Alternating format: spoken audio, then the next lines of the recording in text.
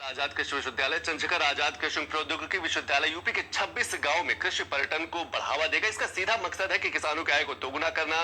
कृषि विज्ञान केंद्रों के अंतर्गत आने वाले 26 गांवों को कृषि पर्यटन के रूप में विकसित किया जाएगा।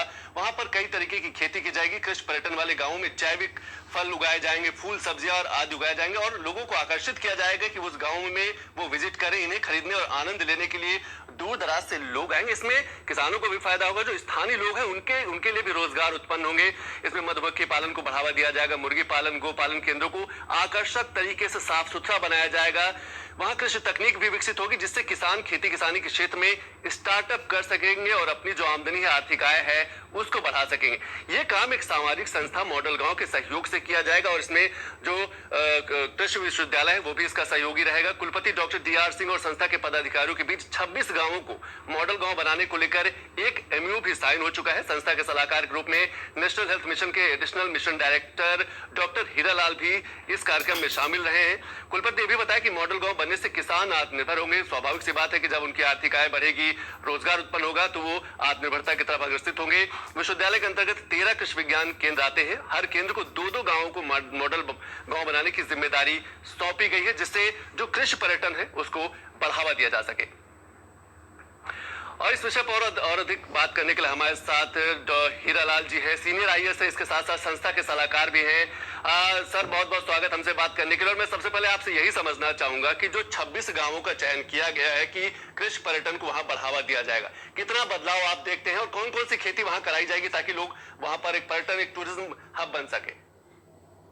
देखिए, ऐसा है कि उत्तर प्रदेश पर्यटन नियमावली में कृषि पर्यटन को बढ़ावा देने के लिए व्यवस्था बनी हुई है और बहुत सारे लोग उत्तर प्रदेश में, जैसे प्रेम सिंह साहब है बांदा में, अब्बास जी है सीतापुर में, अजय मलिक है मेरठ में, ऐसे बहुत सारे लोग अपने स्वयं के द्वारा कृषि पर्यटन का काम कर रहे हैं। उनके यहाँ लोग, विदेशी लोग आते हैं जिससे उस गांव का, उस आसपास के गांव का आय बढ़ता है और खुशहाली और हरियाली और समृद्धि आ रही है।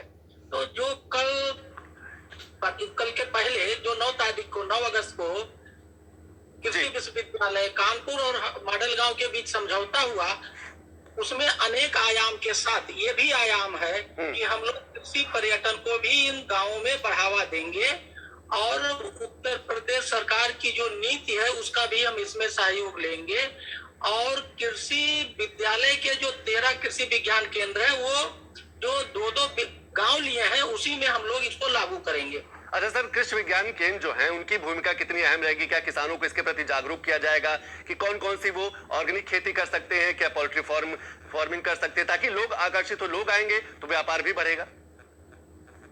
कृषि विज्ञान केंद्र को ये दायित्व इसीलिए सौंपा गया है कि वो खेती ना करें उस गांव में, उस गांव के खेती को खेती व्यापार में बदलवा दें। खेती घाटे का सौदा है, खेती नहीं करना चाहिए, खेती व्यापार करना चाहिए, खेती व्यापार को बढ़ावा देना। तो है कि 2-2 गाँव को दिया गया है और उसमें उनके KVK के इस काम में जो मॉडल गांव का जो परिकल्पना है उसको भी जोड़ा जाएगा और दोनों मिलके एक साथ इस सपने को साकार करेंगे कि गांव में एग्री ना हो, एग्री बिजनेस हो, खेती ना हो, खेती व्यापार हो, गांव में गरीबी ना हो, बेरोजगारी ना हो, वो दूर हो जाए या कम हो जाए।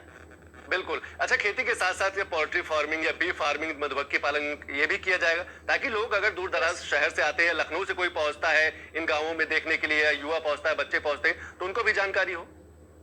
ये गांव की परिस्थिति पे डिपेंड करेगा, कहीं डेयरी ठीक होगा तो कहीं मधुमक्खी ठीक होगा, कहीं सब्जी। वहाँ की जो लोकल परिस्थिति होगी और आसपास में जो फसल पहले से वो चल रहा होगा, उसी को बढ़ावा देना ज्यादा उचित होगा। तो वहाँ की परिस्थितियों को ध्यान में रखते हुए जो बातें आप कह रहे हैं उसमें जो उपयुक्त होगा वो किया जाएगा। तो क्या कहा जा सकता है कि 2022 का जो सरकार का लक्ष्य है कि किसानों की आय को दोगुना करना है, उसमें ये जो कृषि पर्यटन है जिसको हम एग्री टूरिज्म की बात करते हैं, ये एक बड़ा मददगार साबित होगा? बिल्कुल, ये मददगार साबित होगा और इस दिशा में लोगों ने काम करना शुरू कर दिया है। इसको एक ऑर्गेनाइज्ड, संगठित तरीके से इनको और मदद देने की जरूरत है जिससे कि कृषि के माध्यम से भारत एक कृषि पर्यटन के रूप में विकसित हो सके और जो हमारा सपना है भारत को विकसित देश देखने का, वो पूरा हो सके कृषि के आधार पे, कृषि के एक नए आयाम से। जी, बहुत बहुत शुक्रिया हीरालाल जी इस विषय की सारी जानकारी के लिए। तो उत्तर प्रदेश के 26 गांवों को एग्री टूरिज्म के रूप में उनको प्रस्तुत किया जा रहा है, बढ़ावा दिया जा रहा है। इसका यही मकसद है कि किसानों का जो एक सरकार का जो लक्ष्य है कि 2022 तक किसानों का आय दोगुनी करनी, उसमें जो एग्री टूरिज्म है, कृषि पर्यटन है, वह काफी मददगार साबित हो सकता है।